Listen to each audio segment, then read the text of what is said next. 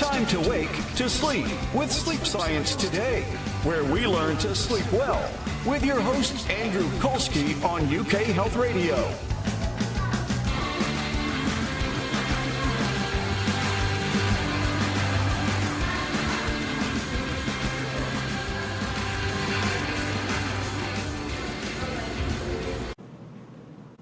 Welcome to Sleep Science Today, the show where we talk about sleep and the actual science behind what happens with our sleep. Today we have a guest, Dr. Lillian Nejad, and we are going to be talking about not just insomnia, which I know is a big issue for many people, but we're going to be talking about anxiety and how it impacts and affects insomnia. So, Dr. Nejad, welcome to the show. Thank you so much for having me, Andrew. Glad to have you here because this is an issue that is so important to so many people. I'd have to say probably, I don't know what, but a great majority of my clients deal with anxiety as relates to insomnia, and it's a real issue that they struggle with. So I'm glad to be talking about it today. Fantastic.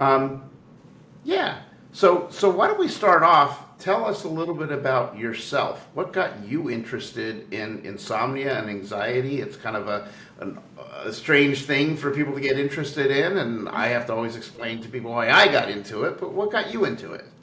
Well, I've been a psychologist for 25 years, and I've worked in lots of different settings, and I think what I've noticed across all of those settings, whether it's public mental health or private practice or in business organizations, that no matter what people were struggling with, stress, anxiety, and sleep were really common, either as the kind of root causes or even just associated issues with whatever they were coming in for help with. So they really are the most prevalent issues among people today. So it's really important to focus our attention on those issues. So I think that's why I'm really interested, and also because they are so interconnected. They all affect each other. Yeah, I mean, it's when you do a search for like one of the most common mental health issues that people come to therapists for, anxiety is right up there at the top of the list. Yeah. And so many people deal with that, but at least and I know you're now in Australia, you're from the U.S., you had told me. But here in the U.S., for people to be in the mental health field and deal with sleep issues is a relatively new thing. And most people don't practice in the area of sleep and mental health because they don't have any training or they're not even aware of the issues. So how did you, tie the two together? The anxiety I can understand, but the mental health, the insomnia part, how did you even come into that part of it? Yeah, that's such an interesting question. I think I've noticed that almost I'm going to say the majority of clients that I've seen with other issues, and that might be anxiety, it could be pain, it could be schizophrenia, it could be, a whole range of issues. Sleep is always one of the other factors. So, it's probably been rare for me to just see someone with just a sleep disorder, just coming in for insomnia by itself. What's been more common is they're coming in with something else, and sleep is what we call a comorbid disorder. Like, it is another problem, and they're not directly addressing it. And a lot of psychologists don't directly address sleep because they're addressing the other issues. But what we really know is that if you address sleep, you might actually assist with the other issues as well. It's not just one direction. You help anxiety and it helps with the sleep, but you can also directly try to assist people with sleep, and that will also help with anxiety. So I think just finding that out over time led to me being more interested in what we could do to directly impact sleep. And I was involved in a project on sleep in one of my roles, and then I just started writing about it and researching it, and I got my CBTI training in as well, so I can say and I'm trained in, helping people with insomnia in particular. So yeah, I just think it's something that everyone can relate to, having trouble sleeping. But for some people, it's becomes like a really chronic struggle that can affect and impact so many areas of life. So it's important to target it. So you've been practicing for a while, and I'm curious, over time, have you, in your own experience, noticed any differences in the number of people or the intensity of anxiety that people are reporting? Or is it sort of a constant, it's something we always deal with and it's the same today as it has been in the past? What is your experience? Well, I think when people get to me, they have a fairly significant problem with whatever they're coming in with. So if they're coming in for anxiety, it's fairly significant by the time they get to a clinical psychology office, because most people won't actually take that step. But I think if you're talking about the general public and what we are seeing out there in the world, and I think it's very similar in the US and Australia, anxiety has significantly increased.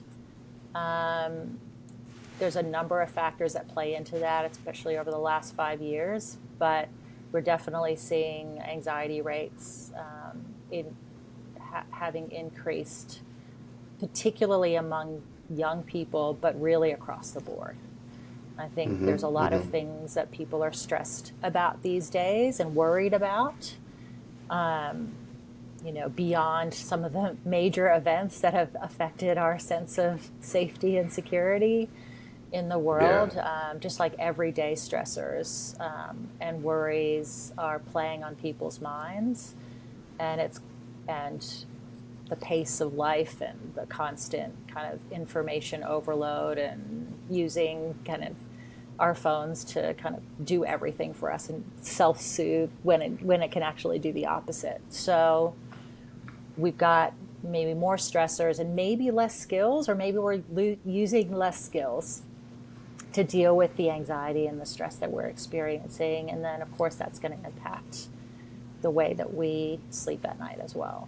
So I think, yes, it's gotten worse for sure. I don't think there's any doubt about that in terms of what the research is telling us.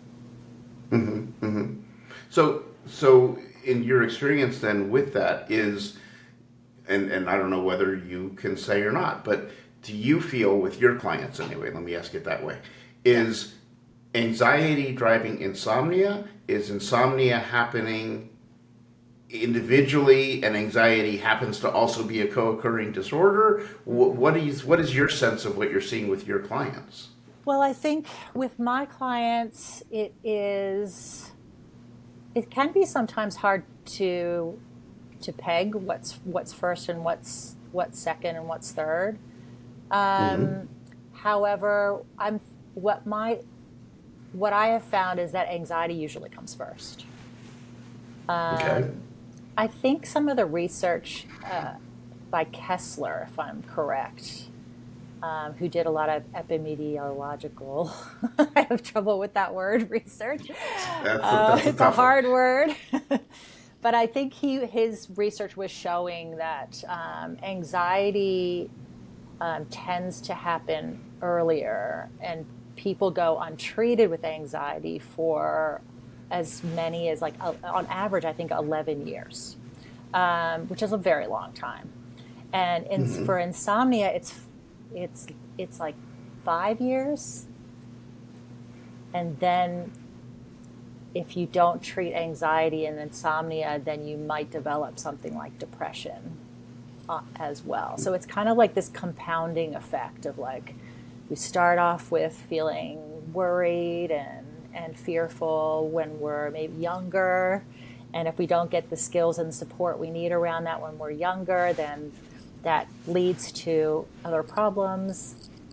Sleep's one of the first ones, and then if we can't sleep and we've got anxiety and we haven't dealt with it, then of course that's going to impact our quality of life, and it makes sense that we might feel depressed if we have all of these issues and they're all unresolved. So I think I think the trajectory for a lot of the clients that I see. And certainly it's something like just in general when I'm just around my colleagues and other professionals and friends, it does seem to be stress and anxiety that's fueling sleep problems. So, you know, I'm going to ask you about anxiety treatments in a minute, but I want to kind of clarify my question.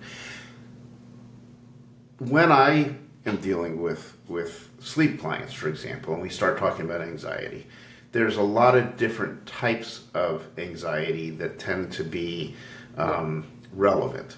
So we've got I'm laying in bed, I'm not able to sleep, and I'm anxious about the fact that I'm not sleeping because that's going to mean I'm going to be tired, and so we have that anxiety. Yeah. Then we have the anticipatory anxiety, which I'm seeing just a lot of, which is I'm concerned that if I go to or try to go to sleep tonight, then I'm going to have that problem and I'm going to be all anxious. So now they haven't even gotten to their bedroom and they're already anxious.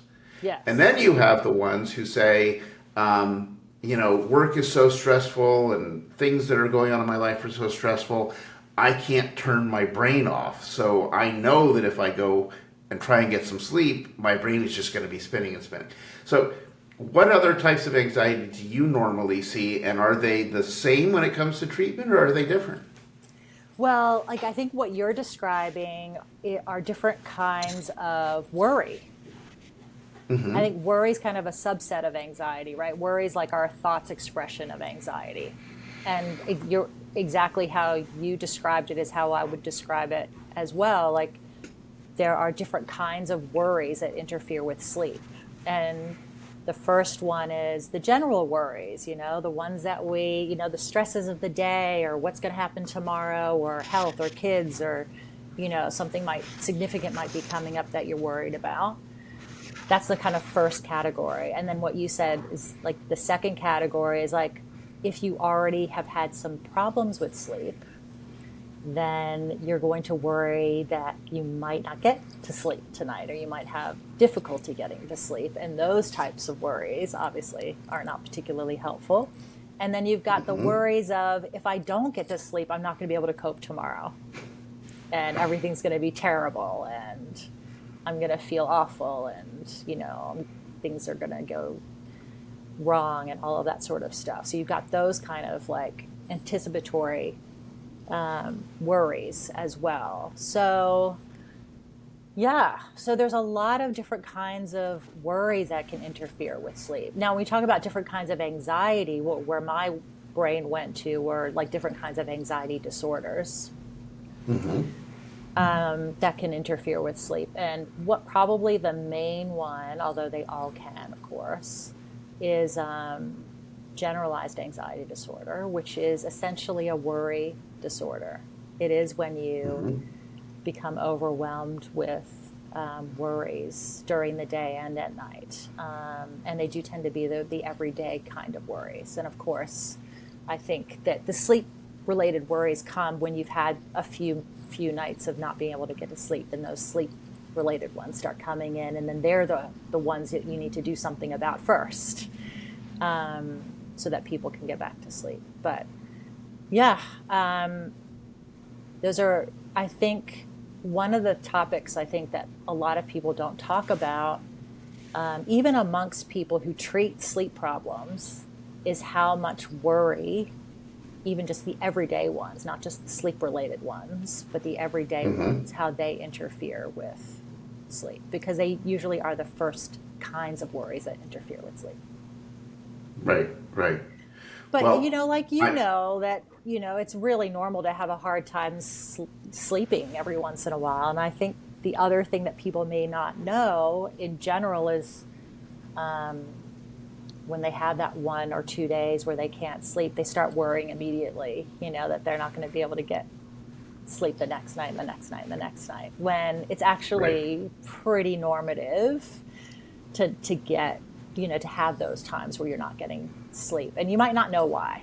Sometimes it's really obvious why. Like sometimes you might have something significant coming up and it's like, or you have, a young baby. And, there's so many real reasons why people can't sleep or are extra anxious. And sometimes it's not as obvious. I had one time where I was asked to do a radio segment. I had never, ever done that before. And it was because I just published a book on insomnia, actually. And the ironic thing was I was so worried / excited about this radio thing that I was doing the next day, I couldn't sleep. So it was quite funny having to talk about a book and saying, well, I couldn't sleep last night either. So, but like, I wasn't worried the next night because I knew that was completely normal for me to be, extra kind of hyped up and excited and nervous about something I'd never done before. So I was fully expecting like that could be an issue and then fully expecting that to subside once I had done it. So, and I think maybe, sometimes you don't know that. You just expect that you should have perfect sleep all the time. And if you don't, something's really wrong. And that's not always the case. Exactly. Well, you mentioned that you have a book, and I know you also have an app and some other things. So I want to talk about those because I want to talk about what people can do about anxiety. But before we do that, I need to take a commercial break. So bear with us, and then we'll come back and we'll talk about, okay, you've got anxiety. Well, what do we do about it? Well, we've got some answers for you, so stay tuned.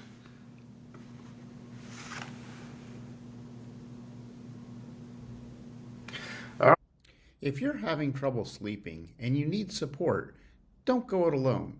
Join us at our free online support group at sleepsupportgroup.com. Just put in your email address, sign up for the list, and you will be notified of all of our upcoming meetings. It's free, so why not try it out? All right, welcome back to Sleep Science Today. I'm your host, Andrew Colsky. We are talking with Dr. Lillian Nejad, and we're talking about anxiety and insomnia and worry and what to do about it. So Dr. Nejad, tell us, you mentioned that you had written a book. Tell us the types of things that you have developed to help your clients with insomnia and anxiety issues. Well, I started with writing, like writing handouts and worksheets and the book that you mentioned. And then I found that there was this kind of energy around creating online courses and programs and helping people just gain access in a different way, because I think that's really important to try to cater to different people's learning styles and preferences and to have kind of different resources and tools that people can use. So I ended up creating an audio online program that was about overcoming insomnia. And it's just like listening to a podcast. It's like a 10-session podcast that also happens to have practices that you can do within the session and also worksheets so that if you like to listen or read or write, kind of that's catered for in that program.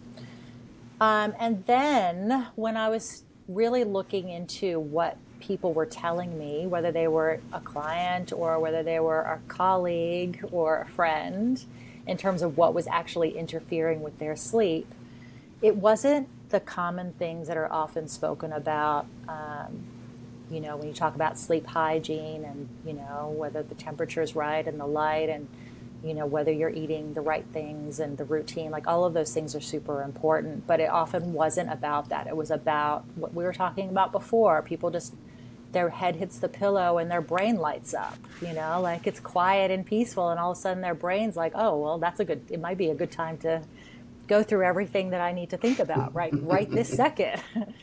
And that's what people were really struggling with. Or they were waking up in the middle of the night and they couldn't get themselves back to sleep because their mind just turned on, racing. What do I have to do tomorrow, or what mistake they made the day before. So it really struck me that worry was actually one of the most significant issues interfering with sleep, and it wasn't really a problem that anyone was trying to solve.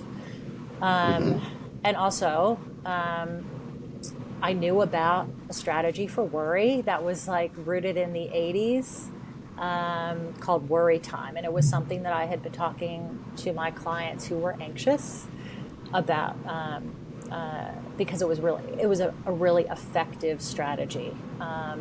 But the last time I spoke to a client about worry time, which was right before, well, it was like a few years ago, and I was explaining how to do it, and I could see his eyes glazing over as I was explaining it, because it was such an old school, process. It was set a time and place, which is fair enough, like anyone can do that. But then anytime you have a worry outside of that time, you're meant to record it. And in the 80s and 90s and even the early 2000s, recording it meant writing it on a piece of paper, or writing it on a note card, or writing it in a diary, or somewhere. And so the way that we used to teach it was, you set your worry time in place, you write your worries down when they occur outside of that worry time, and then you put those little pieces of paper, in a box or a jar, and you contain it. And I used to call the strategy "contain your brain," because I thought that was a nice way of encapsulating it. Yeah, I like that.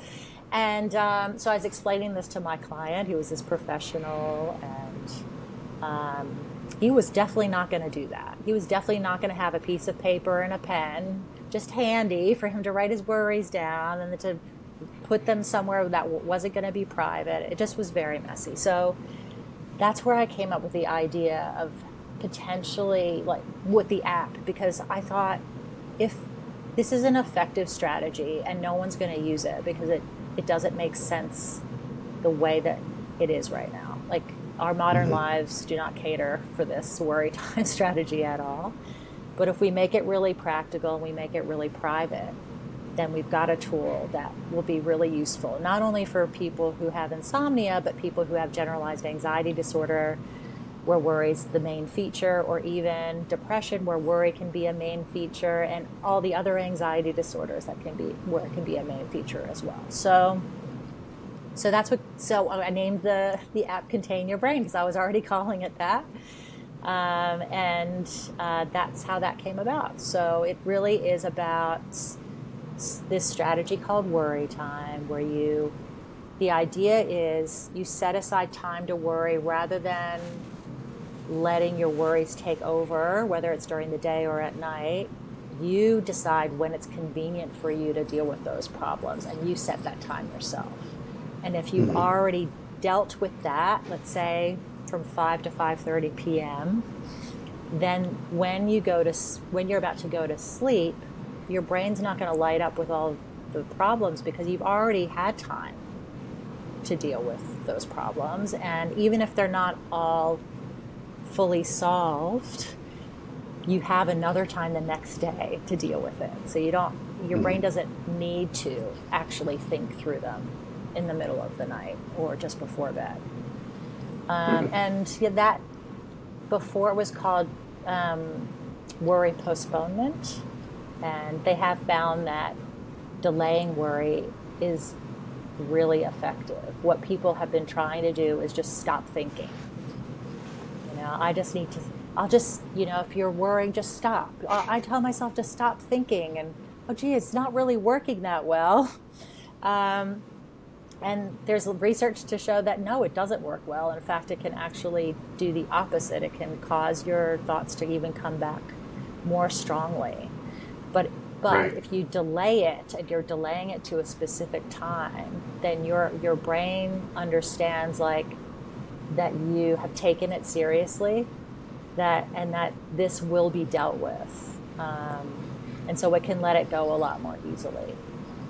And and so we've put that into the app, and then we just extended it so that when people were in their worry time, they actually knew what to do. Because I think that's the other thing, is sometimes people say, do worry time, but then people hit their worry time and they're like, what am I meant to do? Just like worry? I don't get it. Right?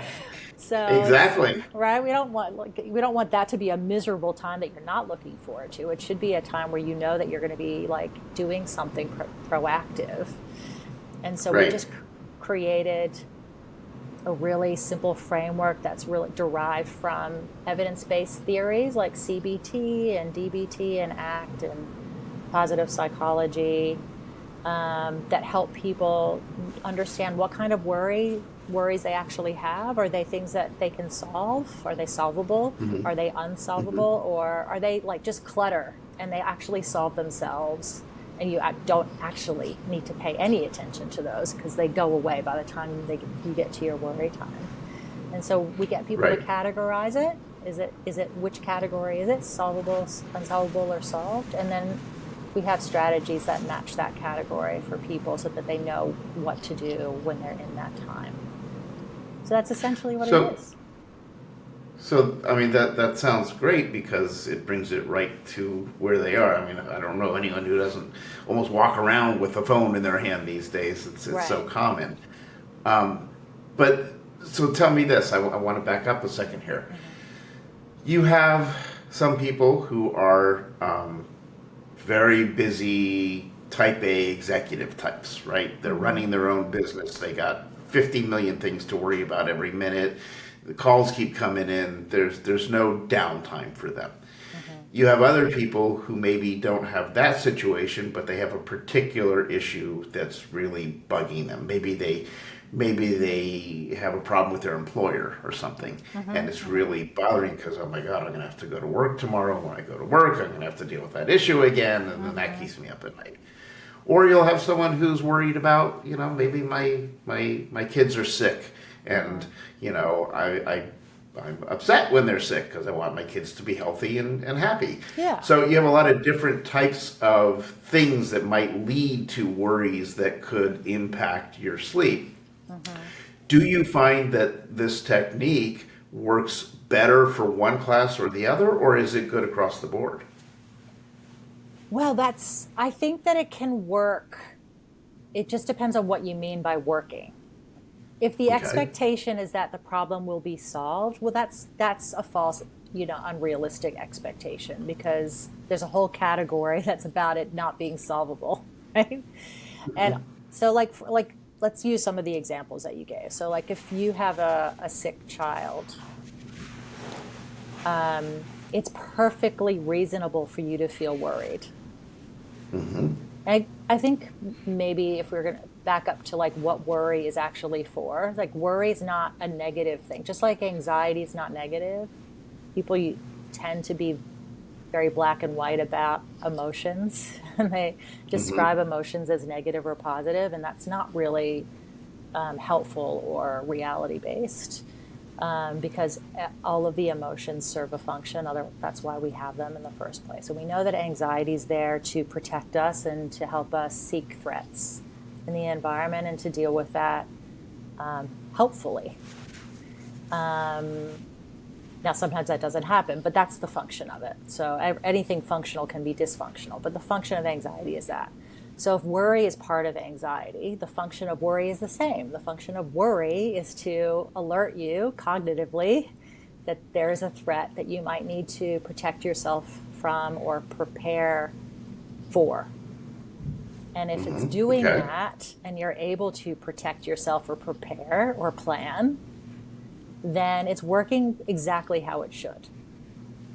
So if you've got a child who's unwell and you feel worried about that, that sounds like a pretty functional response, because that means that you are going to do something about it that's going to be helpful to your child. Right. So let me jump in real quick right here. I hate to do this, but I do need to stop for a commercial break. No worries. But then when we come back, I want to hear the rest of this because this is really important. So give us just a second here. We're going to do a little bit of business, and we'll be right back and continue our discussion with Dr. Lillian Nejad. You're watching Sleep Science Today. If you enjoy our show, please help support us by pressing the like button, subscribe to our channel, and hit that notification bell. It'll really help us get seen, and it'll help you stay informed.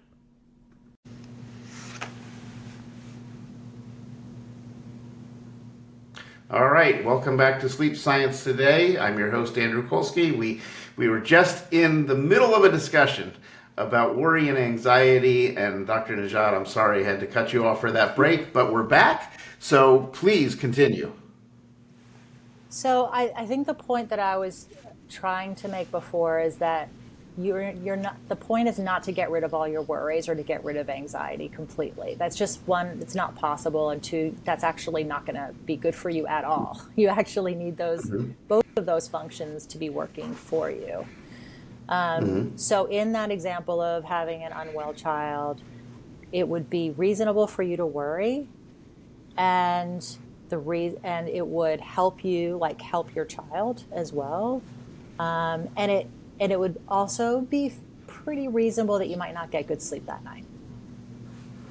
And that doesn't mean that you've got insomnia. That just means you didn't sleep one night. And that's okay. Yeah. Or if your child's really, really unwell for a few nights, you might not sleep that well for a few nights. But there's a really clear trigger there for that. That's pretty obvious. And once your child is feeling better, then you're going to sleep better. Right. Where worry time comes in is when you've got a lot of worries going on that are taking away focus from the day, like from things that you actually want to be focused on and pay attention to, or be involved in, and interfering with sleep at night, where you're thinking about things when it's completely inconvenient and ineffective. Like, even our brains might light up right before bed, but that's not the best time. It's certainly not the best time, obviously time-wise, because it's late at night and you want to go to sleep, but it's also not the best time cognitively, because you aren't in the best mind space to even process or solve any of the problems that you have. So worry time is really just to help you create some boundaries around your thoughts, and so you can actually deal with them, whatever the problems are, more effectively at a different time. And some of those problems are going to be things that you can do something about, and some of them won't be. But one of the things that I think most people don't really realize is that some of the research is saying that over 90% of the worries that we have never come true. And even when they do come true, most of those are not as, they don't have a negative impact like the person's imagining, right? So they might be catastrophizing with the outcome of whether that problem or worry comes true or not, and that actually doesn't happen either. So if that's the case, then we've got a lot of mental clutter in there taking up space, but it really doesn't need to be there. And you could be having a much better quality of life during the day and quality and quantity of sleep at night if that 90% was reduced. And that's a lot of worries and thoughts. That's just quite a wasted use of your mind. So I think that's what's really helpful with the kind of worry technique, is to help you know the difference between what are the worries that are worth worrying about and what are the ones that are just taking up space. Because sometimes we do have real worries, and we do need to worry about those, but not stay in worry, because that's not what worry's for. Worry is for alerting you so that you do something. So you want to be able to find something to do. And if you can't solve a problem, that doesn't mean that you can't do anything. It means that you might just need to do things that it might be get more support. Maybe find somebody else who can help you solve the problem. It might be I need strategies to calm myself and soothe myself, and we call them distress tolerance strategies. Those times where you can't do anything. Let's say, sometimes life just sucks, and that's just the way it is, and you can't do anything about it. But all you can do is tolerate the distress so that you don't do more harm and make things worse. And maybe have some, moments of self-care and be able to soothe yourself in those moments. That can be a really helpful outcome. Or you might be able to break a problem down into smaller parts and solve aspects of the problem, not maybe the whole thing. There's a lot of big world issues that people are very anxious about these days. We talk about climate change and the political climate and war and conflict, and there's so many different things that are causing us to worry and reasonably so. But if we're thinking about like what can we do about those things, well, on a global level, we might not be able to do that much. But if there probably are some things, though, if you break it down, that you could do, and that might take some of that anxiety and that worry away, because you feel like you're making some kind of impact and you're doing something. Right. So your app, again, it's called Contain Your Brain. Your app will help walk people through kind of how to address the worry that they're dealing with, the anxiety that they're feeling, and it's a free app, right? Yeah, it is. We launched it as a free app just in late March. And yes, exactly right. So it's not just a worry time app per se. You can set your worry time, and you can set notifications to remind you of when to solve your problems. But it's more than that. We've just from my clinical experience and also the evidence-based research out there, we've kind of distilled all of that research into a really simple framework so that people know or can understand what kind of worry they have. Is it solvable, unsolvable, or solved? And then what to do about it, depending on what kind of worry it is. And even the unsolvable ones, in fact, most of the strategies are in the unsolvable category, because for solvable problems, we know what to do usually. There's, the problem-solving steps. They're fairly concrete, and most people don't struggle with the things that they can do something about. It's the things that they can't do something about that they struggle with most. And then the other, I think, really significant outcome is what we talked about before, which is what are the thoughts that by the time you get to your worry time don't matter anymore. Because the next time they come, you'll be able to let them go so much more easily, because they're not worth worrying about. And that I just think if people were able to release 90% of those worry thoughts from their minds, we'd have a much less anxious society and much, much better sleep. Right. Oh, absolutely. I can't tell you, well, I've already said how many of my clients have that issue. But I do want to point out one other thing, or ask you about one other thing. When we talk about worry, it's easy for us to think about, I've got some stressors at work, or I've got a project that's due, or my car broke down and I got to deal with that. But luckily, in less common cases, but still in reality, you'll have clients who are in a situation where maybe you've got a woman who comes in and says, I'm having trouble sleeping, I can't get any good sleep, and then you get the story, and well, my husband comes home from work, he has a drinking problem. When he drinks too much, he ends up physically beating me or assaulting me. Oh, yeah. Which is never a good thing. But then it's like, well, of course you can't sleep, because you're trying to stay awake and stay safe. Yes. So what do you do in those cases? Like for me, it's like, well, I'm not going to treat your insomnia, because the fact that you're staying awake is what's keeping you safe and alive. We don't want you sleeping through that. Of course, yes. Have you dealt with that, and how do you handle it? Oh, look, I mean, most of my career has been assisting people with very complex issues, including domestic violence and abuse and, all of, serious mental illness. That's a completely different kettle of fish. What you actually need is safety's always first. Right. It's how do we make sure that person is safe? And the interventions are going to be in line with that. So worry time would be like way down the track for somebody like that who has who's actually in danger. Right.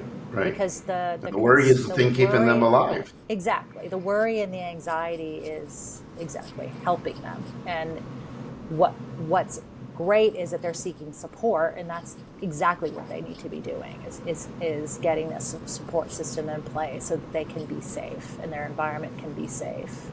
And once their environment is safe, then you can start working on what the other issues are. Right. Yeah.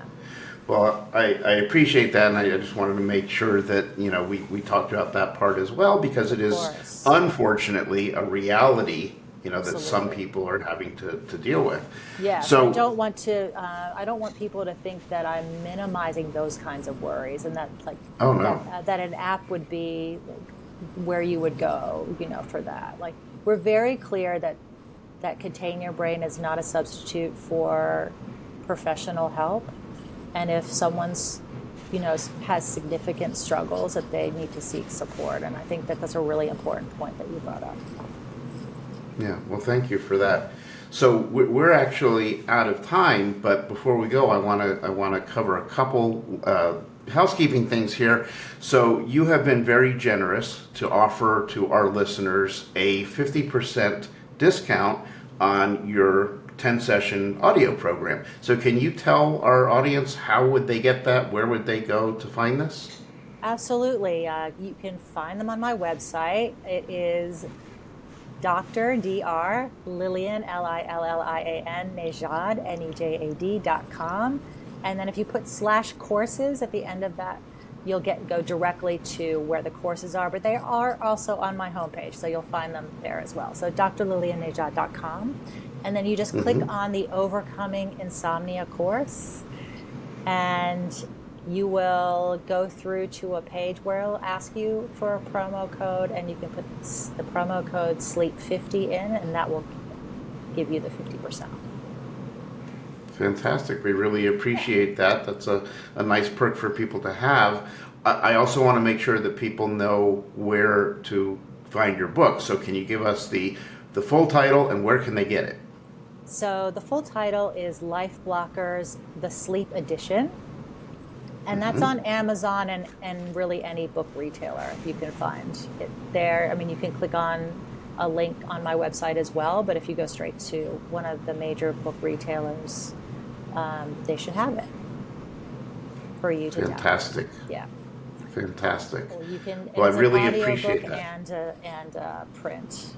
But yeah, and and Contain Your Brain is free, and it's available on Android and Apple phones, so you can just download it straight away from your app store. Fantastic. Well, you've done a lot of work and created a lot of good products and things to help people with this issue, so we really appreciate that. I do want to say to the audience, thank you for joining us. I hope you got something valuable out of the show. I'm sure you did. Don't forget to go to www.sleepsciencetoday.com and sign up to be on our mailing list so we can let you know about shows like this that are coming up, as well as discount codes and other types of things we've got going on. We've got some new things that are coming out there that I'm not going to say anything about till we get them all launched, but I think you'll find them to be fun. And if you watch our YouTube channel, you will find some information about our Sleepy Teenies that we make, which is some drinks you can have before bed, non-alcoholic, non-caffeine, but some things you can do to help kind of in that wind down time before bed. So there's a lot of new stuff coming out there. So sleepsciencetoday.com. Thank you, everybody, for joining us, and we look forward to seeing you on our upcoming shows right here at Sleep Science Today.